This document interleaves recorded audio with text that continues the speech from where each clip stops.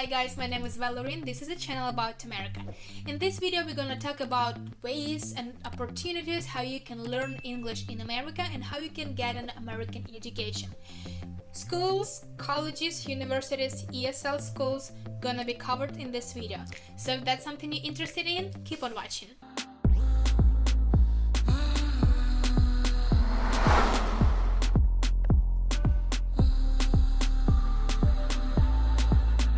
So student visa is one of the most popular visas among young adults who want to come to United States and get an American education. Student visa is considered to be a non-immigration visa, which means it's easier to get this visa comparing to other visas because you're coming to the United States to get an education and to pay them money. If you don't know yet, international students who come into the United States are paying 2 or 3 times more money for the education than Americans do.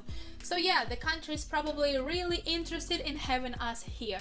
When you're gonna get your F1 visa, you can choose between different institutions where you can apply to. It can be high school, it can be secondary school, it can be elementary school, it can be high school, it can be college, university, or ESL school. And before you guys forget to do that, please go ahead and click the like button and don't forget to subscribe to not to miss my future videos. It also can be any other institution where you can learn something. How to know if an institution which you are interested in can help you get your student visa. There are 2 rules. First rule is that school has to offer you minimum 18 hours per week of studying, and second rule is that school has to be SEVP approved. That means that they can issue Form I-20. So there are 2 questions you have to ask your school.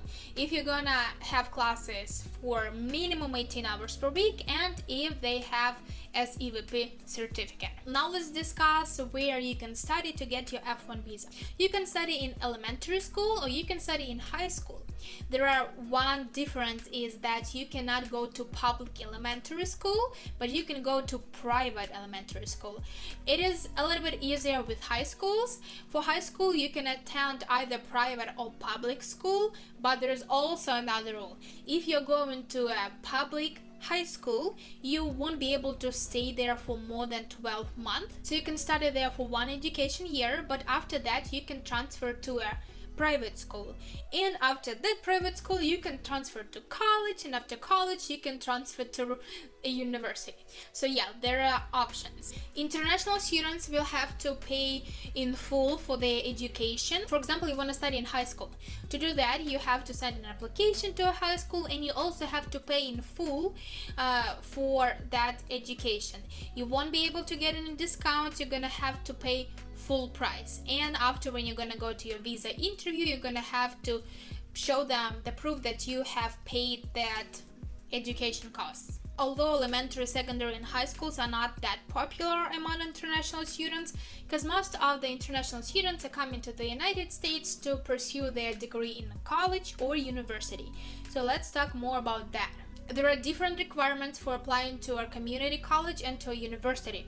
Obviously, on my channel I already have a video where I went through all steps of the process of applying to a community college, so if you haven't seen that, go ahead and check it out. But here I'm gonna share like the main points of applying to a community college. So to apply to a community college, you just have to have your high school diploma and you have to have IELTS or TOEFL certificate. That's it. You don't have to write any recommendation letters, or you don't have to have a resume or whatever. Nothing. Just those 2 files, and of course money on your parents' bank account to which gonna pay for your education. And if we are talking about universities, there are way more requirements for applying. First of all, we're gonna add their motivation letter. That's the letter where you're talking about your career goals and how the program which you want to study at gonna help you to achieve your career goals. Second, we add in recommendations here, so your teacher or maybe your ex-employer or someone who knows you well can tell something nice about you, say how smart you are or how productive you are or how hardworking you are, etc. Some universities may ask you to show them your resume. That's where you're gonna tell about your achievements, your work experience, education, etc. Also, we add in here IELTS or TOEFL exams, which gonna prove your English proficiency, and SAT and ACT exams, which are kind of like a basic knowledge exams. Based on results on those tests, you may get or may not get your scholarship, so that's something which you have to really prepare for. So yeah, as you can see, comparing to a community college, it's way more complicated to apply for a university, and university will cost you way more money than community college will. So there's something to think about. Some students apply to a community college, they study there for 2 years, and after they transfer to a third year of education in a university. So that's something, in my opinion, is a great idea. Another way to get student visa is to apply for ESL school, English as a second language school. There are so many ESL schools in America you can't even imagine. There are a lot of universities who have ESL classes on their campus, which means that when you apply there, you can apply for a pathway program which allows you to study at that school and after smoothly transfer to an actual program and pursue your bachelor degree, for example. There are also community colleges who offer ESL classes for international students.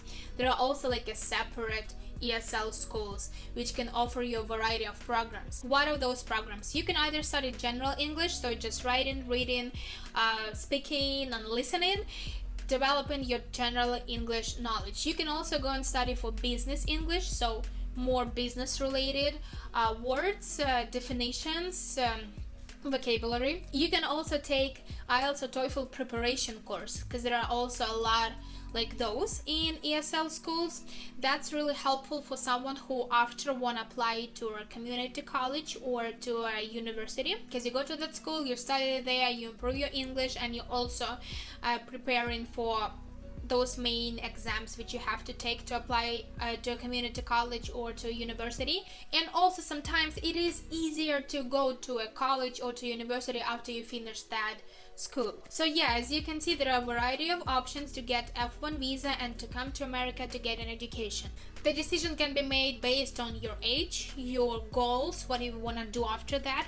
If you are in high school right now, you can go ahead and try to study in a high school in America. If you just graduated from a high school, then there is no reason to go and study in a high school in the United States. You can go and study in a college or in a university. So yeah, plenty of options and plenty of opportunities, because in my opinion, it's just awesome to get an education in another country. It just gives you so much energy, it gives you so much knowledge which you can use in future to achieve your career goals. So I hope you guys liked the video. If you did, go ahead and click the like button. If you have any questions, ask them in comments, and as always, I wish you guys have a good day or a good night. Bye.